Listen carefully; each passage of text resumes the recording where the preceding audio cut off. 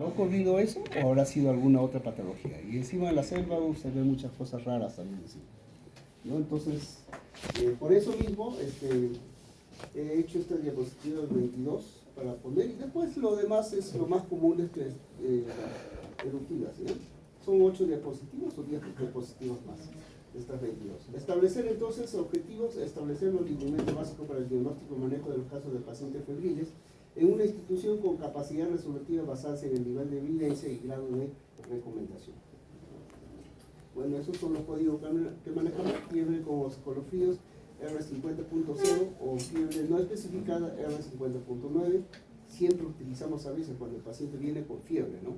Pero como somos una zona aparentemente cosmopolita, se puede decir Huancayo, porque viene gente de la selva, viene de Huánuco, de zonas de Huancavelica, hay también zonas de selva que vienen acá, entonces tenemos que estar alerta al posible dengue, que a propósito estuve en una reunión en enero fue la reunión que nos conglomeraron acá a nivel de Junín, y nos mencionaron justo, yo era representante del policlínico, y me menciona que en el policlínico habían cometido un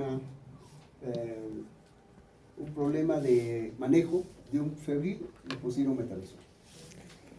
Entonces, de ahí que es muy importante, todo lo que es síndrome febril de causa no conocida, si es aguda, sobre todo buscar las causas. No nos mandemos con el metamizol, medios físicos, en principio menciona, pues se puede usar el paracetamol. Aún el paracetamol también te crea problemas, según esa reunión que tuvimos. Entonces, acá hay algunas definiciones que tenemos que tener en cuenta. Fiebre, temperatura rectal mayor de 38, axilar mayor de 37.5 y timpánica mayor de 38.2. Fiebre sin foco, fiebre menor de una semana, en la cual no es posible determinar etiología después de anamnesis y examen físico detallado, ¿no? Esa es la parte práctica, nos viene así, pacientes que vienen con fiebre y no sabemos cuál es, buscamos foco, es lo primero, ¿no? Puede ser infecciosa, diarrea, eruptivas, verificamos, y no encontramos, ¿no? Y entonces a veces decimos, vamos a observarlo, damos tratamiento. Lo ideal sería, si esto hubiera fiebre muy alta, lo mandaría de repente ya a emergencias donde hay pediatría, ¿no? Entonces tenemos fiebre sin foco, infección bacteriana invasiva, se considera meningitis, pielonefritis aguda, neumonía bacteriana, infección articular y sepsis. Artritis séptica, en menores de 3 meses también se considera la gastroenteritis enteroinvasiva. Hay que tener en cuenta eso. Apariencia tóxica, letargia, ¿no? El paciente está con letargia, pobre contacto visual, alto valor predictivo positivo para enfermedad grave, ¿no? En esta situación hay que sospechar de una enfermedad grave. Bacteriemia oculta, aislamiento de una bacteria en hemocultivo en un paciente que no luce séptico, sin aparente gravedad y sin enfermedad subyacente, ¿no? A veces no sabemos cuál es, entonces un hemocultivo, pues no buscamos eso, ¿no? Generalmente, antes mencionaban la fiebre tifoidea, tiene características la fiebre tifoidea. Son fiebres vespertinas por las tardes, son altas y en el día no, ¿no? Entonces, y también hay exámenes para determinar esto, ¿no? Bacteriemia oculta, entonces con hemocultivo, fiebre de origen desconocido, se habla cuando hay una temperatura rectal diaria mayor de 38.3 grados que dura por lo menos 2 semanas, sin buscar la causa, ¿no? Cuya causa no se ha determinado por pruebas diagnósticas simples, incluyendo una historia clínica completa y examen físico exhaustivo. Y el valor predictivo se mide la eficacia real de una prueba diagnóstica, sus probabilidades de resultado, es decir, da la posibilidad de padecer o no una enfermedad una vez conocido. El resultado de la prueba diagnóstica puede ser valor predictivo negativo o valor predictivo positivo. Dentro de la etiología por edades, vemos el virus, dentro de lo que es virus, en todas las edades, desde un mes hasta los 3 a 5 años, virus respiratorio sincicial, enterococo y adenovirus, es lo más frecuente. Pero dentro de la bacteriana por edades, en el primer mes, estreptococo grupo B, Escherichia coli, enterococo menos frecuente, neumococo, meningococo, Haemophilus influenza, salmonella, ¿no? Es lo que estaba mencionando. Igualito, de 1 a 3 meses, neumococo, meningococo, Haemophilus influenza, salmonella. Y de 3 a 36, neumococo, meningococo, Haemophilus influenza. Entonces son patologías o bacterias que tenemos que tener en cuenta, sobre todo quizás yo siempre busco en el extremo la salmonella, ¿no? Y para eso hay pruebas, pues, ¿no? Los antígenos. HIO, ¿se acuerdan? Eso es lo que pedimos para descartar esa posibilidad y determinamos, ¿no? Y también hay la brucela, ¿no? Que es muy raro, ya no veo mucho, antes sí, cuando era estudiante sobre todo, veía bastante de brucela. ¿Es producido por qué? Es una bacteria también, que está en el queso de las cabras, masas en la costa, ¿ya? Y aparece eso, pero últimamente no observo eso, ¿no? Fiebre en niños, fisiopatología, bueno, la reacción febril suele presentarse como resultado de exposición del cuerpo a microorganismos infectantes, complejos inmunitarios u otras causas de inflamación. Esta reacción se inicia por los efectos de agentes inductores externos, ¿no? O sea, pueden ser bacterias, polen, polvos, vacunas, inclusive cuerpos nitrados de fenol, proteínas o productos de desintegración de estas, mira, o por toxinas polisacáridos producidas por bacterias, ¿no? Todas estas puede ser una reacción de agentes inductores de la fiebre. Estos agentes inductores estimulan la producción de pirógenos endógenos, ya se trata de mediadores solubles o citoquinas por células de la línea monocito macrofágica, linfocitos o células neoplásicas infectadas por virus y otras. Entre las citoquinas circulantes con acción pirógena se encuentran, ya ustedes saben, interleuquina 1, ¿no? A y B, la interleuquina 6, el factor de necrosis tumoral, el alfa y beta, el interferón alfa y beta y la proteína A1 inflamatoria del macrófago también. Estas citoquinas ingresan en la sangre y son transportadas al hipotálamo anterior, donde inducen el aumento brusco de la síntesis de prostaglandinas, especialmente la prostaglandina C2. La inducción de prostaglandina E2 en el cerebro aumenta el punto de ajuste hipotalámico por la temperatura corporal. Las prostaglandinas E2 se difunden atravesando la barrera hematoencefálica hasta el área proóptica del hipotálamo anterior y produciendo liberación de citoquinas en los sitios terminales y distales de las neuronas.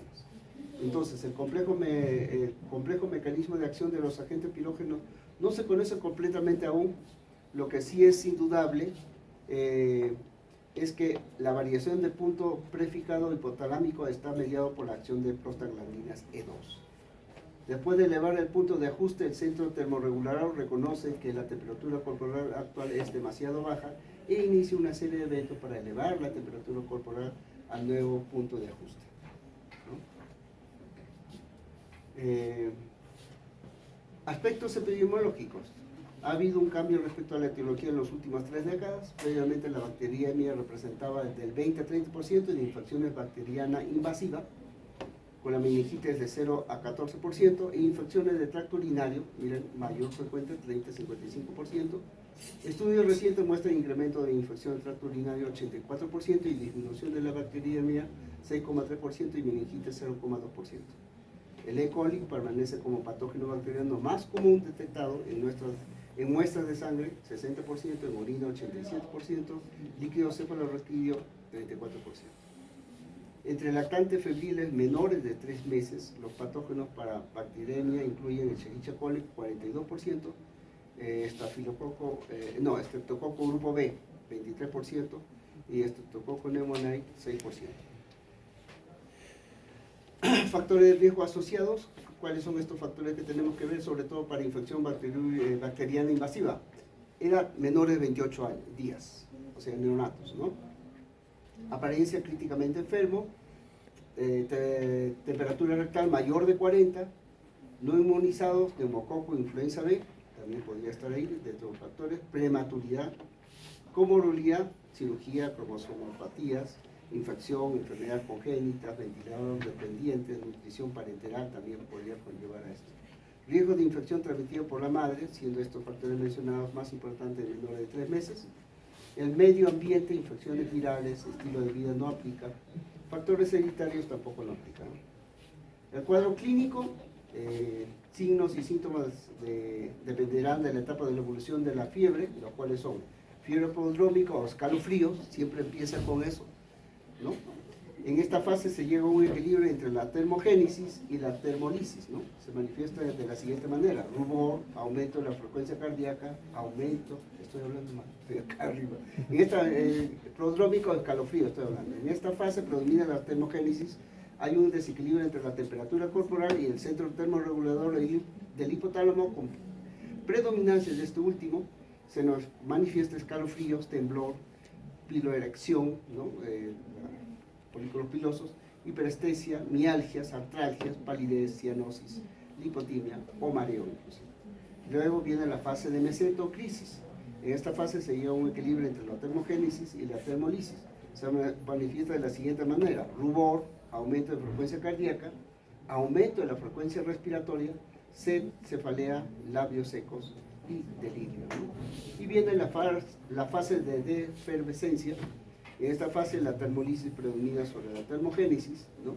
Presentando la siguiente sintomatología: taquicardia, rubicundez, sudoración, cefalea, taquipnia, estreñimiento, orina oscura, ardor transmiccional, hipotensión arterial. Todo eso se manifiesta en estas diferentes fases de la fiebre. Asimismo, se pueden presentar otros síntomas como somnolencia, pesadillas, confusión, crisis convulsivas, inquietud, anorexia, pérdida de peso, fotofobia, sonofobia, ¿no? El diagnóstico, bueno, se realiza mediante la medición de la temperatura, de preferencia a nivel rectal, con termómetro de mercurio, es lo ideal, ¿no? Ahora estamos utilizando el digitálico, a veces tiene fallas, mejor es la de mercurio. Se debe realizar una buena historia clínica y un buen examen físico para determinar la etiología de la fiebre. A veces se puede requerir de exámenes de laboratorio cuando el examen físico no revela una fuente focal de fiebre. Buscamos, ¿no?, algún examen que podemos ver, por ejemplo, si es dengue, pues tratemos de buscar un examen rápido para poder determinar si eso no es, ¿no? La principal preocupación del médico es que un niño pueda presentar una infección grave. Eso es lo que más nos preocupa, ¿no? No sabemos, de repente por ahí una meningitis y se complica rápidamente el niño, que pueda poner en riesgo la vida del paciente. El riesgo varía según la edad, de tal manera que los dividimos por grupos etarios, los menores de un mes, de 1 a 3 meses y los mayores de 3 meses, y usaremos escala para valorar el riesgo de gravedad y que nos ayudará en la toma de decisiones con el manejo terapéutico. Criterio de diagnóstico: hay varios scores que se pueden utilizar, pero cabe recalcar que los últimos estudios han demostrado que hay mayor especificidad y sensibilidad de detección de bacteriemia grave en niños menores de 3 meses con los scores de Lab Score y STIP by STIP, ¿no? Acá vemos algunos, STIP by STIP, criterio del Lab Score. Acá vemos procalcitonina, predictor, si es menor de 0.5, 0, si es 0.5 a 2, 2, si es mayor de 2, 4, ¿no? Vamos punteando. Proteína C reactiva, son exámenes que siempre pedimos cuando hay una sospecha de una posible infección. Menor de 40, 0, entre 40 y 99, 2, mayor de 100, 4 puntos. La tira reactiva de orina, si es negativo, 0, si es positivo, 1, pues, ¿no? Entonces, este es el Lab Score. Y evaluación de triángulo pediátrico, ¿no? Si es sí, es alto riesgo; si es no, en menores de 21 días, ¿no?, menos de 21 días, si es sí, es alto riesgo, pero si es no, hay leucocituria, nos pedimos lógicamente examen de orina, generalmente, y un hemograma. Siempre lo que pedimos cuando hay una infección o sospecha de infección, pedimos esos dos exámenes: hemograma y examen de orina. Muy poco procalcitonina, proteína C reactiva, si lo tenemos en buena hora. Si todavía tenemos altas sospechas, ¿no?, dependiendo de la clínica que tiene el paciente. Acá vemos si leucocituria, si es sí, alto riesgo, miren; si es no, procalcitonina, mayor de 0.5, si es sí, alto riesgo; si es no, proteína C reactiva, mayor de 20, o conteo absoluto de neutrófilos, mayor de 10.000, si es sí, alto riesgo; si es no, pues el paciente bajo riesgo, ¿no? Vamos haciendo como una escala. Bien, acá fiebre en niños, criterios de diagnóstico. Hay varios criterios, Rochester, Filadelfia, Boston, Pittsburgh, ¿no? De acuerdo con las edades, también acá se ponen, estos son edades de días, ¿eh?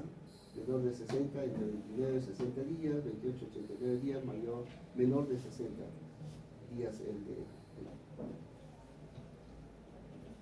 antecedentes: recién nacido de término, previamente sano, sin enfermedad crónica ni subyacente, no internado más tiempo que la madre, sin hospitalizaciones previas, sin tratamiento antibiótico previo actual, ¿no? Todos estos antecedentes es muy importante conocer, ¿no?, estos 4 grupos.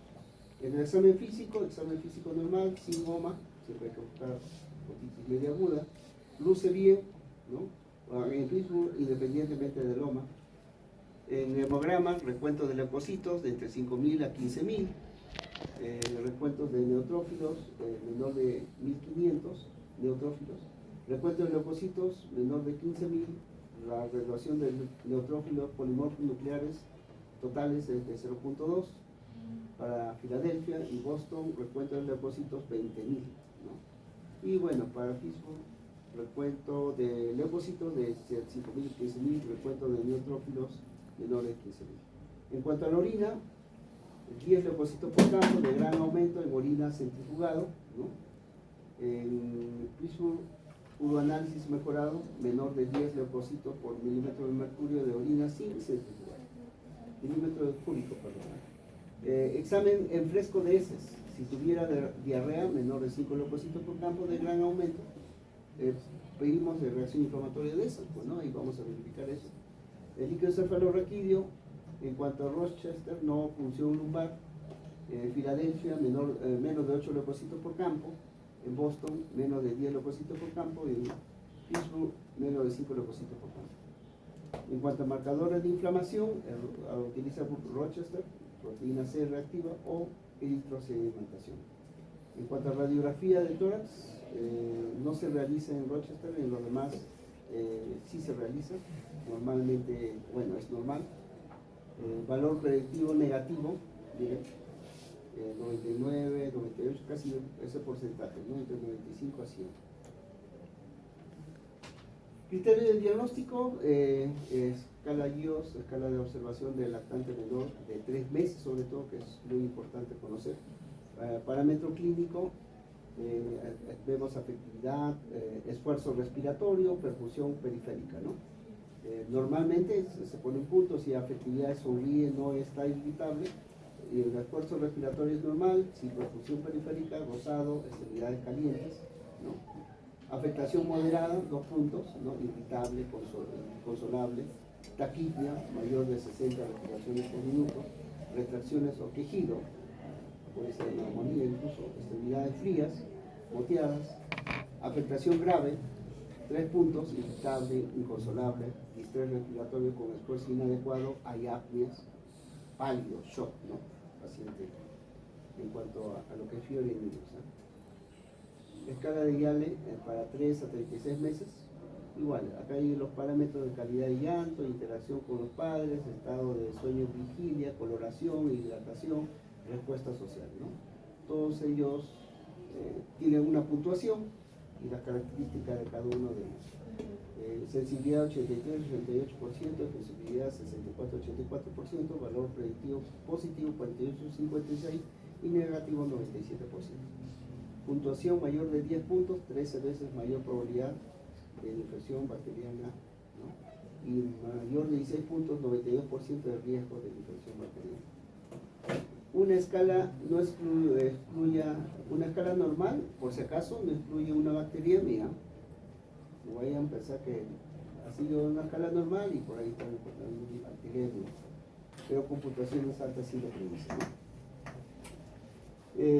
Exámenes auxiliares, bueno, un hemograma, como les mencionaba, sobre todo encontrar leucocitos mayores a 15.000, da una sensibilidad variable, 36 al 96%. Recuento de neutrófilos mayor de 10.000, mejor predictor de bacteriemia oculta. Abastonado mayor de 500, sensibilidad 86%, sensibilidad 61%, con valor predictivo negativo 98%. La proteína C reactiva inespecífico, aumenta especificidad si se aumenta el punto de corte, una especificidad del 91% con 7 miligramos de decilitro. El hemocultivo, sensibilidad 80% y especificidad 95 al 99%. Examen de orina y urocultivo.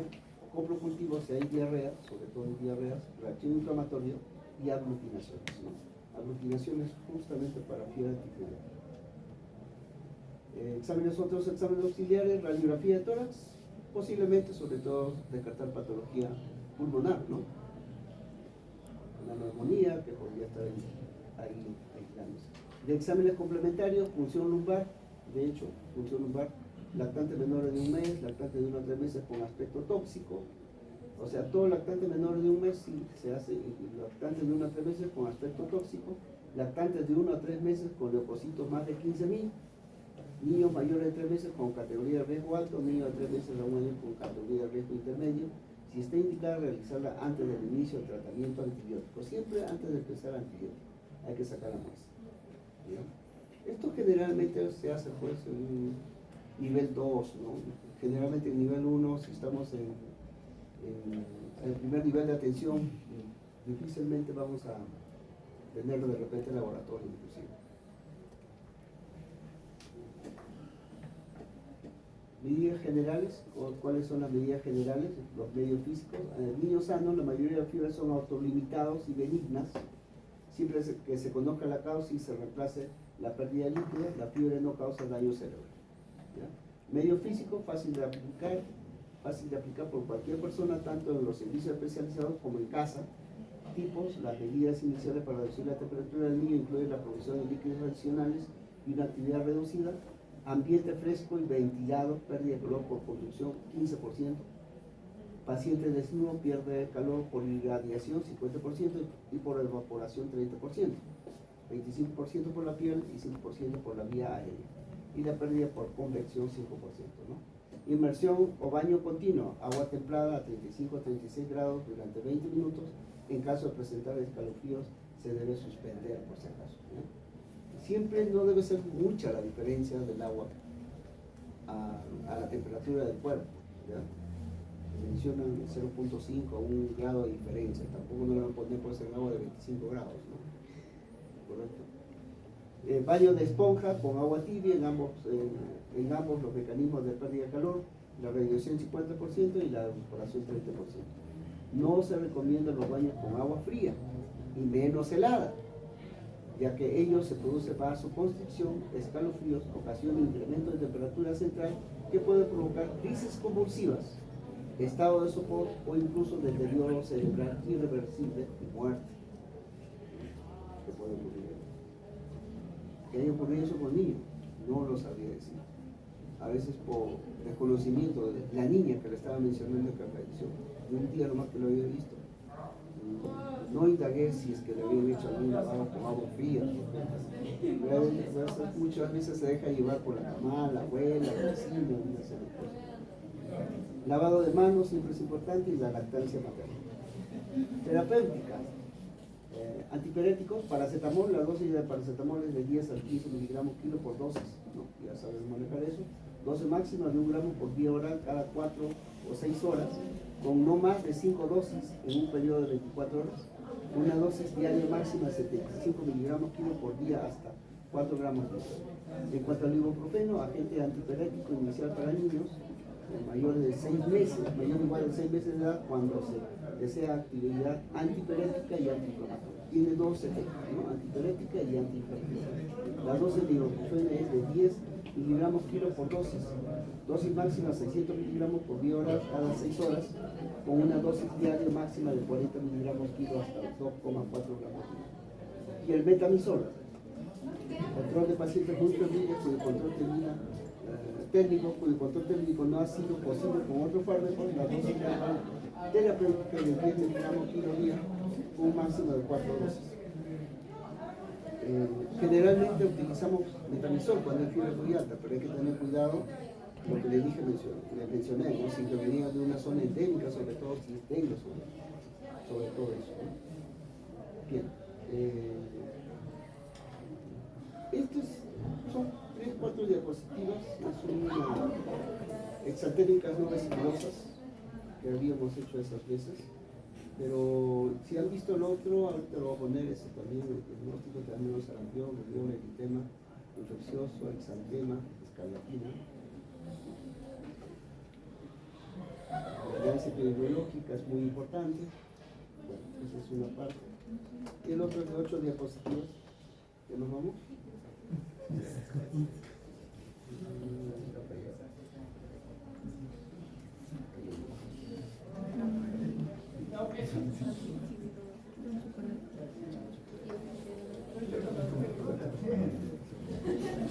¿Qué te parece?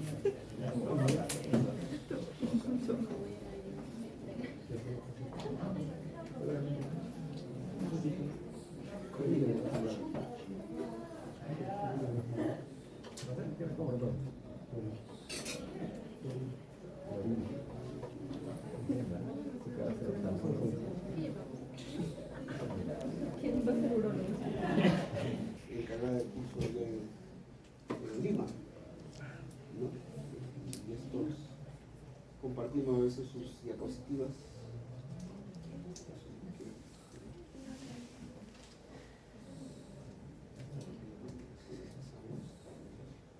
Enfermedad febril eruptiva, hablamos de la sarampión, etiología, paramyxovirus, ¿no? Es un ARN, epidemiología, máximo contagio durante prodromas hasta 4 a 5 días post-exantema, hasta 4 o 5 días post-exantema. Clínica, periodo de incubación, 10 días aproximadamente, prodromos de 3 a 5 días, fiebre, rinitis, tos, conjuntivitis, con fotofobia, más manchas de COVID, ¿no? Esto nos puede confundir con un simple resfriado a veces. El exantema, 4 a 6 días, son macropápulas confluentes, inicio retroauricular, luego desciende, fiebre alta, afecta palma y plantas, palmas y plantas, descamación con cambio de pigmentación incluso, ¿no? Acá vemos algunas otras características, la clínica, la serología viral y el PCR en saliva, ¿no? En cuanto a tratamiento, solamente sintomáticos, bajar la fiebre básicamente, y aislamiento 4 días post-erupción, y la vitamina A, ¿no? Complicaciones, otitis media aguda, neumonía, en cuanto a neurológico aguda, encefalitis crónica, panencefalitis esclerosante. Prevención, vacuna contra la sarampión, ¿no? A los 12 y 15 meses.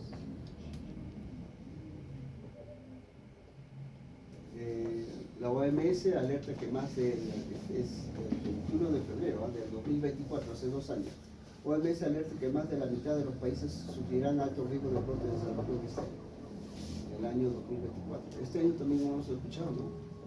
Brote de sarampión, en el norte sobre todo. También dice el Ministerio de Salud que investiga 34 casos sospechosos de sarampión en el Perú. Estamos hablando de 2024.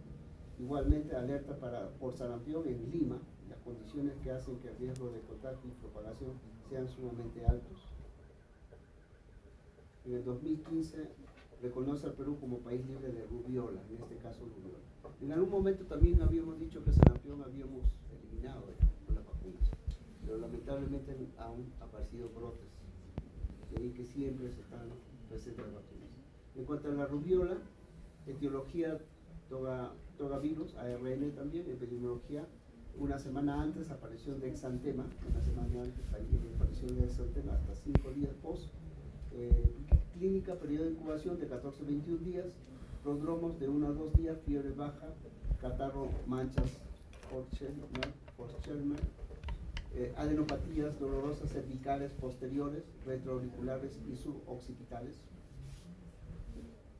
Exantema 3 días, fibrícula más exantema más hipertrofia ganglionar, no afecta palmas y plantas, importante, rubiola, descamación sin cambios de pigmentación. El diagnóstico es clínica, serología viral, ¿no? Para determinar si es rubiola. Lógicamente estos exámenes son costosos inclusive, pero los hospitales de nivel 2 lo tienen. En cuanto al tratamiento es sintomático igual. Siempre que vemos eso, más mandamos sintomáticos, ¿no? Los pacientes o los padres, sobre todo el niño, vienen preocupados, ¿no? Preocupados porque puede empezar lo peor que podría haber. Aún así sea un poco complicado, hay que estar en una situación expectante y siempre indicarle los signos de alarma que deben tener presente. Prevención de vacuna contra la sarampión, 12 a 15 meses. Complicaciones, artritis, púrpura trombocitopénica y encefalopatía.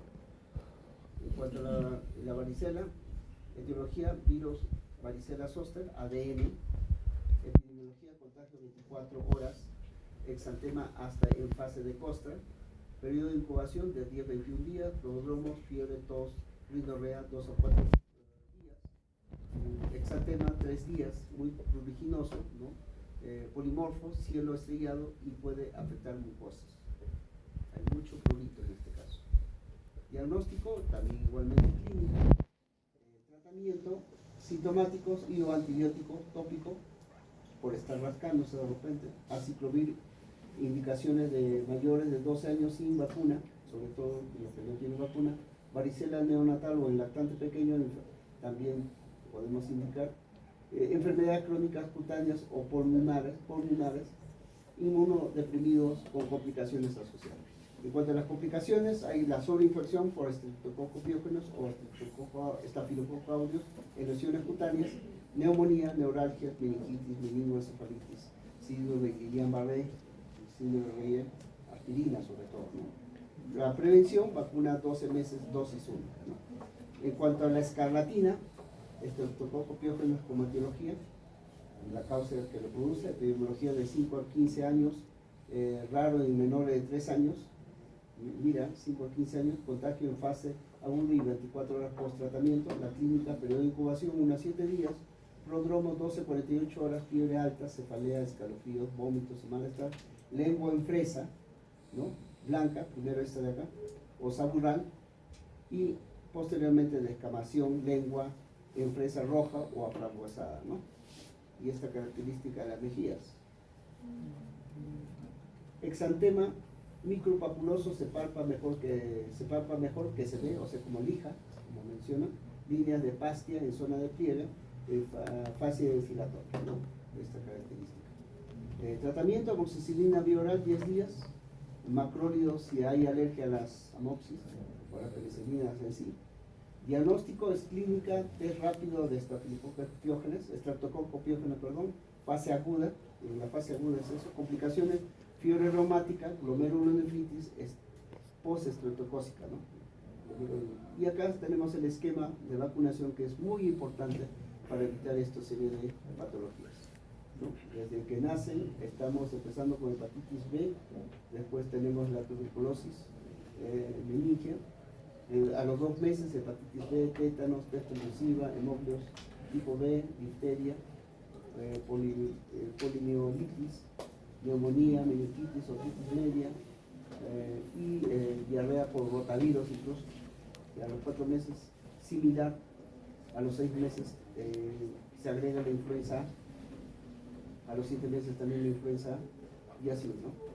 En un esquema a nivel nacional que debemos saber y conocer, manejar sobre todo, aunque lo manejan más las enfermeras, pero nosotros tenemos que conocer también. Listo, creo que eso es todo, otitis media y eso, otro tema que hemos